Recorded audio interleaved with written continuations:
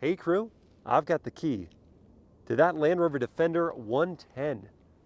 We are going to take it for a drive, but first, let's check out how it looks on the inside and outside. Now, I think Land Rover did a great job integrating some of the classic 80s Defender styling with something that looks very modern. So you have the Defender letters raised on the hood, standard LED headlights and daytime running lights. These side lights are callbacks to the 80s Defender. Fog lights are down low. Faux hood steps, do not actually use these. They're just reminiscent of the metal steps on the 80s Defender. This one is painted in Fuji white. I think this paint job looks great actually. 20-inch wheels on the side, wrapped in Goodyear Wrangler all-terrain tires, 255 section front and rear. The grading on the side, very similar to the Ancestor. Defender spelled out, blacked out mirror caps, black window trim, the styling box, Safari windows, black roof rails. And stepping back to look at the profile, the 110 name, or 90 name even, no longer stands for the wheelbase length of the vehicle. The 110 has a 119-inch wheelbase now, though it looks excellent with those short front and rear overhangs. Getting to the back, my favorite look at the vehicle, just looks like they kind of just lobbed it off. So sweet.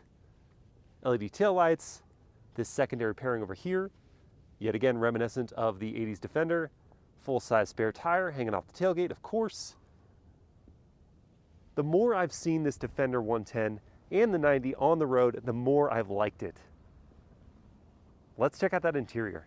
Opening up and looking inside, this SE trim comes with a lot of standard features like that panoramic glass roof and these perforated leather seating surfaces here in acorn color.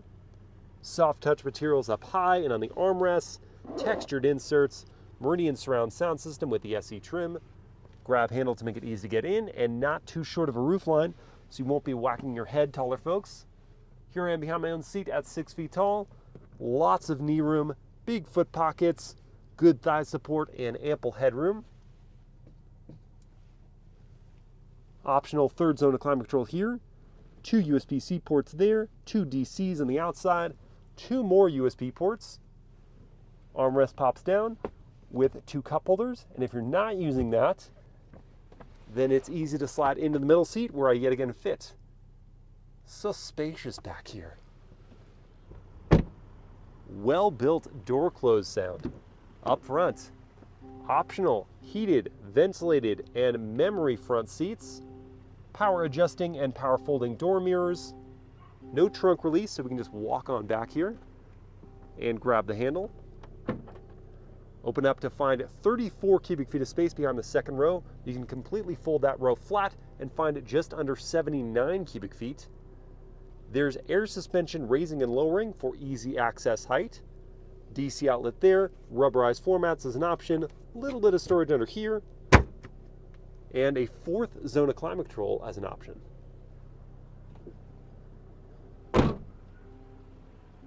Integrated grab handle within this magnesium bar that looks cool and is also structural.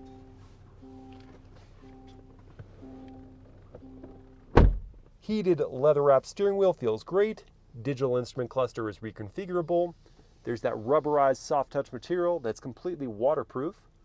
Defender on the dashboard, USB port there. 10-inch touchscreen infotainment, is responsive and has wireless Apple CarPlay and Android Auto.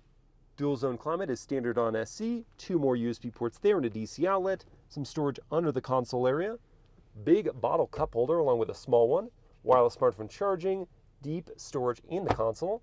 Visibility is good except for when the headrests are up, that C to D pillar window is blocked. Thankfully, there's standard blind spot monitoring on SE and a digital rearview mirror to cut through the clutter. A middle visor as well. This cabin is just so well designed with good materials. I'm ready to take it for a drive.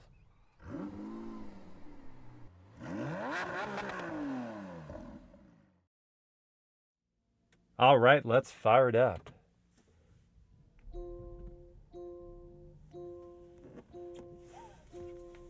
Super mild startup apart from that loud chime thanks to the 48-volt mild hybrid system with this powertrain package.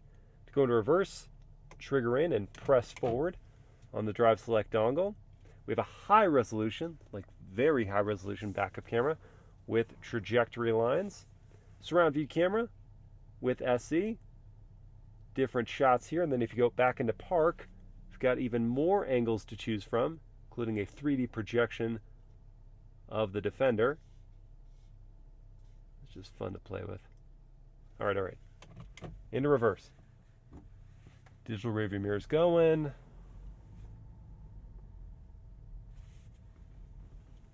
Trigger in and down for drive. Let's see about that turning radius test. Straight cranked.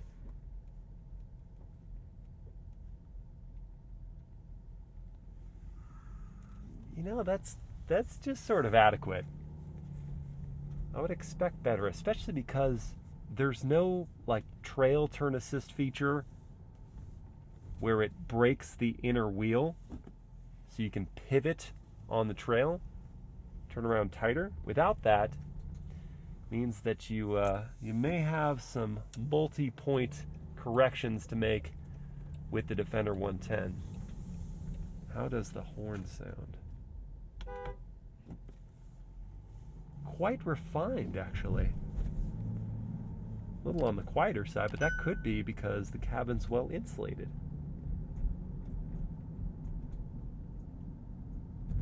To speak about the powertrain. As standard, the Defender 110 gets a 2-liter turbocharged 4-cylinder that makes 296 horsepower. But here we have in the SE a 3-liter turbocharged and supercharged inline 6-cylinder that makes 395 horsepower, 406 pound-feet of torque. It's connected to an 8-speed automatic gearbox, sending power to all 4 wheels permanently. Camera system's still going. Interesting.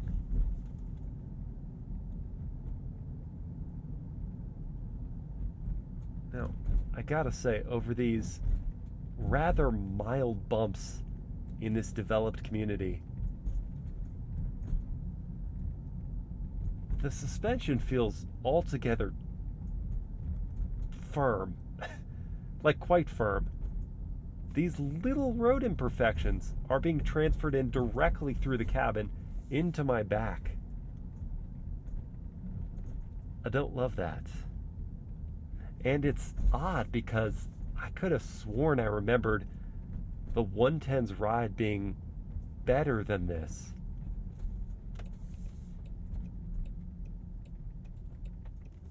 Speaking of past impressions of the Defender 110, this review won't really be intensive off-roading.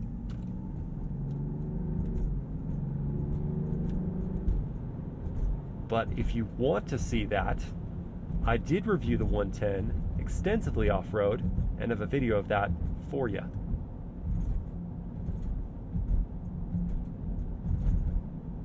Goodness, yeah.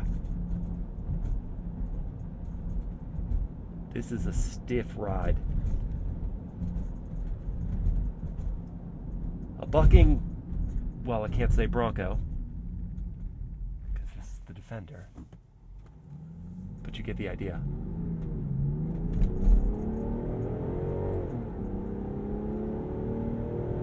The 6-cylinder sounds nice. And it does get moving readily. The 8-speed, imperceptibly shifting gears. That's what you want out of a luxury off-roader.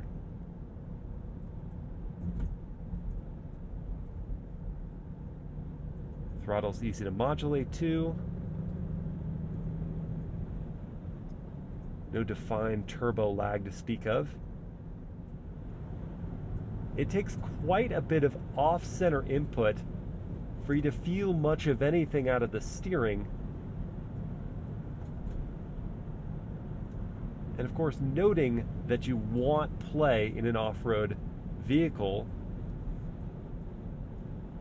still, in terms of the daily driving, it makes it so the 110's a little tough to place on the road within a lane. somewhat floaty. At nearly 60 miles per hour, it is quiet. Even on these all-terrain tires, I'm not getting a lot of that hum. And the wind noise is kept to a reasonable level. You get some of that brush near the pillars, yet totally tolerable for such an upright and non-aerodynamic vehicle. How are the brakes from about 60? That was kind of a long stopping distance. I mean, we can blame the all-terrain tires for that a little bit. There wasn't super bad nosedive. The pedal could have been more communicative. I got that initial bite and it didn't fully give out, though it mushed more than what would inspire confidence from emergency stops. Though I did say this wasn't going to be an off-road video. What if you live in the country and you got to take a dirt road to get to and from home? Is the Defender up to snuff? Well, I've been doing most of this video in comfort drive mode, but I'm going to change it up now. Just go to grass, gravel, and snow. Not fully necessary, but we just want to play with some different settings.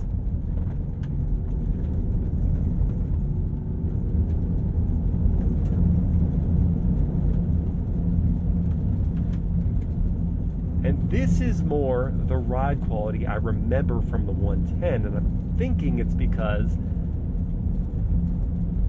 I had a strong recollection of how smooth it was off-road. On-road, those hard hits are harsh, but here off-road, it filters all of the little bumps quite well.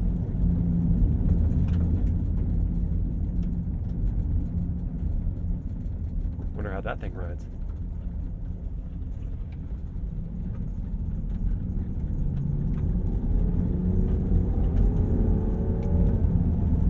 The power's pretty fun.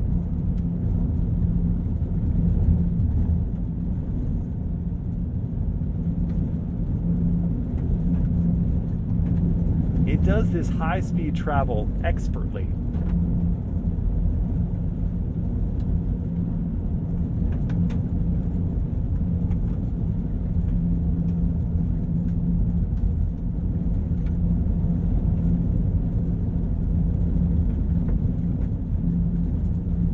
Just to satisfy curiosity. Traction off, into sport.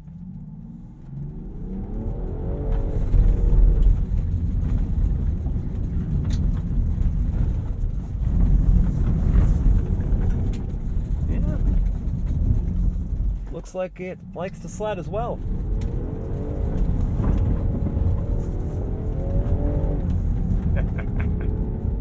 Now, before we hop back on the main road, I want to do one other little demonstration of off-road capability in the Defender 110. So, we're going to go into neutral here.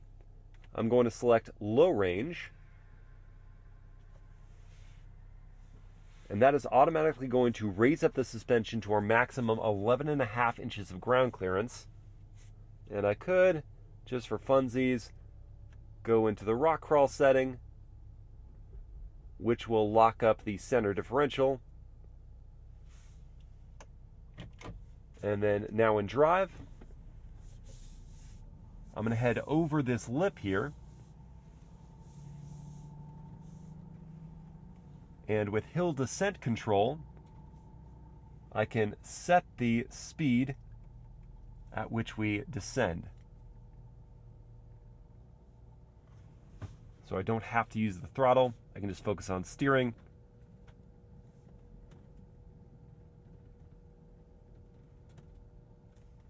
Just like cake. Now going uphill, in low range, with all that torque at our disposal, it's just easy to modulate the throttle and let the all-terrain tires pull us up. Now for a very different demonstration. Got the race box set up. I want to see how quick the Defender gets to 60. So into sport we go. I'm going to brake boost it and let her off.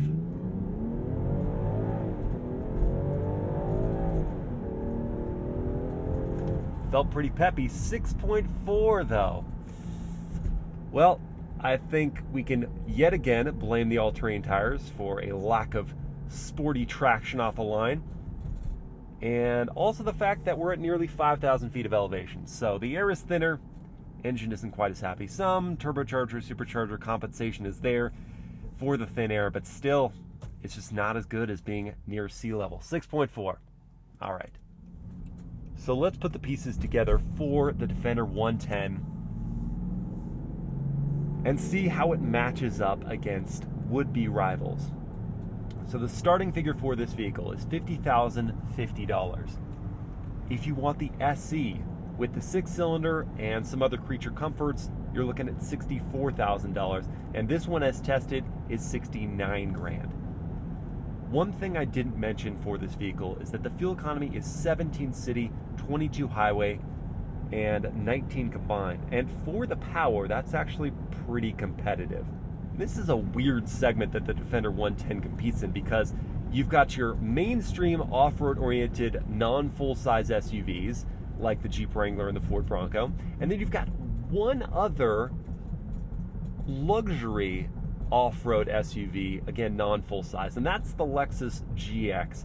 And for its $56,700 starting figure and 301 horsepower V8 and 16 combined MPG and sluggish 7.5 seconds 0 to 60, I just couldn't justify that vehicle even with the 22 model year updates. The 110 would be my pick if you had to have a luxury brand off-road SUV that's not a full-sizer. If you're open to the mainstream competition, then we'd be looking at the Jeep Wrangler 4xe if you're talking about the SE grade of the Defender 110. And that one starts at $53,700. It makes 375 horsepower.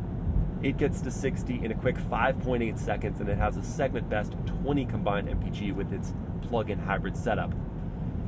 Then you have the Ford Bronco, and going as apples to apples as possible, I'd say the Outer Banks for its blend of on-road and off-road focus, the 2.7 liter 6-cylinder with its 330 horsepower, 0 to 60 in 5.9 seconds, which would tie the Defender 110 if we were at sea level, and the 19 combined MPG, which is the same as the Defender 110. $46,400 for that one is a heck of a deal. I would say Bronco over Wrangler, Defender over Wrangler as well. Between Bronco and Defender, I'd probably save the money and go Bronco because that one, like the Defender, looks awesome outside and in. It's extraordinarily capable off-road. It's not quite as luxurious. The cabin isn't as quiet. But you're getting a lot for your money. I'd probably load up a nice Bronco into the low 50s and save the money compared to the Defender 110. However, if the dealership markups or your wait time is like extraordinarily astronomically high or wait time being long, do not feel bad. If you have the extra cash, go pick up a Defender 110 SC, and the only complaints I'll come back to are the suspension firmness and just the high price point. That's about it. This is a really well put together SUV. Again, if you want to see more in-depth off-roading, watch my off-road review. But on the road, it's quiet. It's a styling statement. The suspension is just really firm. That's it. Hope you guys have enjoyed this POV drive review. If you did, please like, comment, and share the video. Subscribe to the channel. Hit that bell to get notified. And I'll see you next time.